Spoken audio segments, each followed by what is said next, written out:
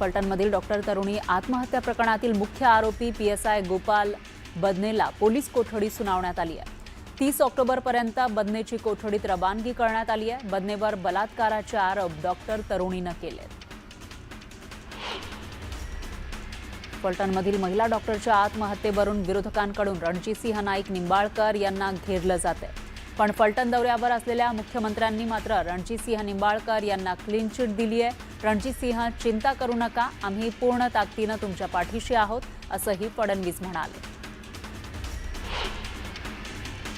मुख्यमंत्र्यांच्या क्लीन चिटवर मवियानं टीका केली आहे। फडणवीसांनी प्रकरणाचा सर्व तपास केला का? अंबादास दानवेंनी मुख्यमंत्र्यांना हा सवाल केला। आमदार धनंजय मुंडेंनी डॉक्टर तरुणीच्या कुटुंबियांची भेट घेतली। बीडमधील तरुणीच्या घरी जाऊन पीडित कुटुंबाचं सांत्वन केलं। साताऱ्याच्या फलटण उपजिल्हा रुग्णालयामध्ये कार्यरत असलेल्या महिला डॉक्टरनं आत्महत्या केल्यानंतर त्यांच्या कुटुंबियांची सामाजिक कार्यकर्त्या मयुरी बांगर यांनी भेट घेतली। यावेळी त्यांनी सर्व आरोपींवर 302चा गुन्हा दाखल जोपर्यंत होत नाही तोपर्यंत हा संघर्ष चालू ठेवणार अशी प्रतिक्रिया दिली। शिवसेना ठाकरे पक्षाचे नेते अंबादास दानवेंनी फलटण महिला डॉक्टर आत्महत्ये प्रकरणात माजी खासदार रणजितसिंह नाईक निंबाळकर यांच्यावर आरोप करत पुरावे दिले। दानवेंनी एक्स पोस्ट करत मुख्यमंत्री फडणवीस निंबाळकरांसोबत एकाच व्यासपीठावर होते, हे दुर्दैवी आहे असं म्हटलंय। महिला डॉक्टरला न्याय मिळावा म्हणून माजी आमदार नारायण मुंडे उद्या दिवसभर लाक्षणिक उपोषण करणार आहेत। प्रकरण योग्य पद्धतीने हाताळलं नाही तर बीड ते फलटण पायी काठीच्या आधारावर जाण्याचा इशारा त्यांनी दिलाय। पुणे जैन बोर्डिंग व्यवहार प्रकरणामध्ये जैन समाज आक्रमक झालाय। पंतप्रधान मोदींसोबत बैठक घ्या अशी मागणी बैठकीत राजू शेट्टींकडे जैन बांधवांनी केली। 1 तारखेआधी जैन बोर्डिंग व्यवहार रद्द करा अन्यथा उपोषण करणार असा इशारा जैन मुनींनी दिला। तसंच रवींद्र धंगेकर यांनी आंदोलन करू नये असं आवाहन सुद्धा जैन मुनींनी केलं। रवींद्र धंगेकरांनी केंद्रीय मंत्री मुरलीधर मोहोळ यांच्यावर नवा आरोप केला। पदाचा गैरवापर करत बॉम्बे फ्लाइंग क्लबला देय असणारी रक्कम 200 कोटींवरून फक्त 2.30 कोटींपर्यंत कमी केल्याचा आरोप केलाय।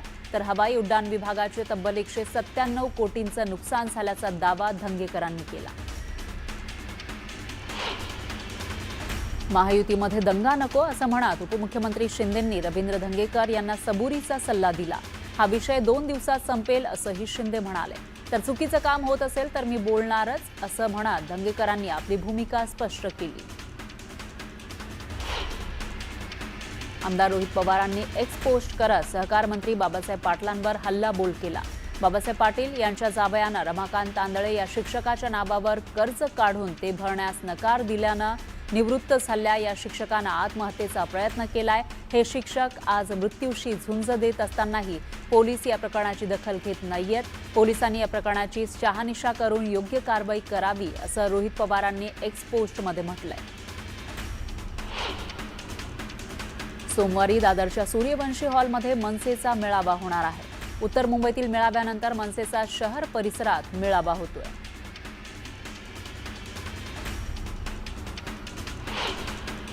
मुख्यमंत्री फडणवीसांनी विरोधकांच्या मोर्चावर टीका केली आहे। विरोधक निराश आहेत, निवडणुकीमध्ये पराभव होईल हे त्यांना माहिती आहे। त्यांची नोट चोरी बंद झाली म्हणून ते आता वोट चोरीवर बोलतायत अशी टीका फडणवीसांनी केली। निवडणूक आयोगाच्या निर्णयाचं स्वागत, संपूर्ण देशामध्ये SIR झालाच पाहिजे अशी आमची मागणी होती असं मुख्यमंत्री फडणवीसांनी म्हटलंय। नितेश राणे राज्याचे मुख्यमंत्री नाहीत, मंत्री आहेत। युतीचा निर्णय फडणवीस, शिंदे आणि अजित पवार घेतील असा टोला प्रताप सरनाईक यांनी नितेश राणेंना लगावला। सिंधुदुर्ग जिल्ह्यामध्ये आम्ही मैत्रीपूर्ण लढाईसाठी तयार आहोत असं राणे म्हणाले।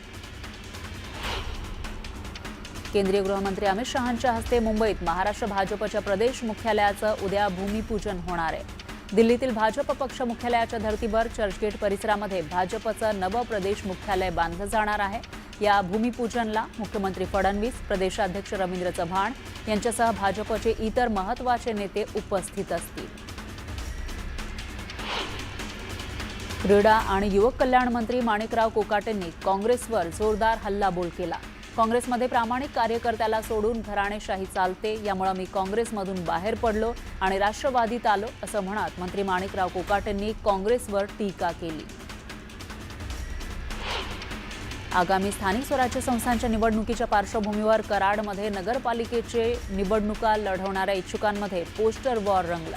भाजप आमदार अतुल भोसले यांनी निधी मंजूर केल्यानंतर एकाच कुटुंबातील 3 इच्छुकांनी आमच्यामुळे निधी मंजूर झाल्याचा दावा करत प्रभागात पोस्टरबाजी केली. या पोस्टरबाजीला प्रभागातील अज्ञात नागरिकांनी बॅनरबाजी करत विरोध केला. सायनच्या प्रतीक्षानगर भागातील काही रहिवाशांनी आगामी मनपा निवडणुकांमध्ये मतदानावर बहिष्कार घालण्याचा इशारा दिलाय. परिसरातील म्हाडाच्या जागेवर रहिवाशांच्या सोयीसाठी मार्केट बांधलं जाणार होतं, मात्र मुंबई बँकेला सहकार भवन बांधण्यासाठी ही जागा देण्यात आली आहे, त्यामुळे स्थानिकांनी यावर आक्षेप घेतला. खासदार निलेश लंकेंनी राज्याच्या राजकारणात गलिच्छपणा वाढलाय असं म्हटलेलं आहे आणि जातीभेद निर्माण करणारे राजकारणी पाहायला मिळत आहेत असं म्हटलंय. तर या प्रवृत्तीला फक्त छत्रपती शिवाजी महाराजांचे विचारच थांबवू शकतात आणि वाचाळवीर नेत्यांवर गृहमंत्र्यांनी तात्काळ कठोर कारवाई केली पाहिजे असं निलेश लंके म्हणाले.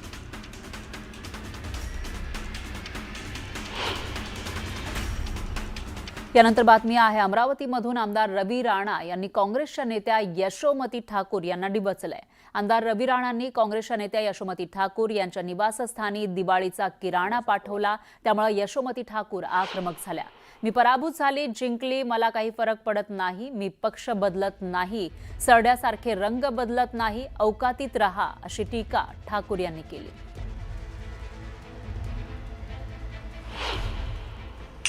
परत जर असं केलं ना तर तुम्हाला चांगलं उत्तर मिळेल. माझ्या बापदादांनी कधी बारदाना चोरला नाही. मी एक प्रतिष्ठित घरातली मुलगी आहे आणि प्रतिष्ठित व्यक्तीची बायको आहे. मी असे चिल्लर धंदे तुमच्यासारखे कधी करत नाही आणि तुम्ही जर चिल्लर धंदे करत असाल तर त्याचं उत्तर आम्हाला देता येतं. शेतकऱ्यांची दिवाळी काळी गेलेली आहे. अरे तुम्हाला जर ह्या प्रकारे तुम्हाला जर आमचा अपमान करायचा असेल तर त्याला काय अर्थ उरतो का? हे भैया आणि भाभी अवकातीत राहायचं. मी काय पहिल्यांदा पडली नाही आणि मी पडली, निवडून आली, नाही निवडून आली, मंत्री झाली, अजून काय झाली तरी माझ्या स्वभावात कधी फरक पडत नाही. मी माझे पक्ष बदलत नाही, मी सरड्यासारखे रंगही बदलत नाही. तुम्ही तुमच्या अवकातीत राहा एवढं तुम्हाला बोलते.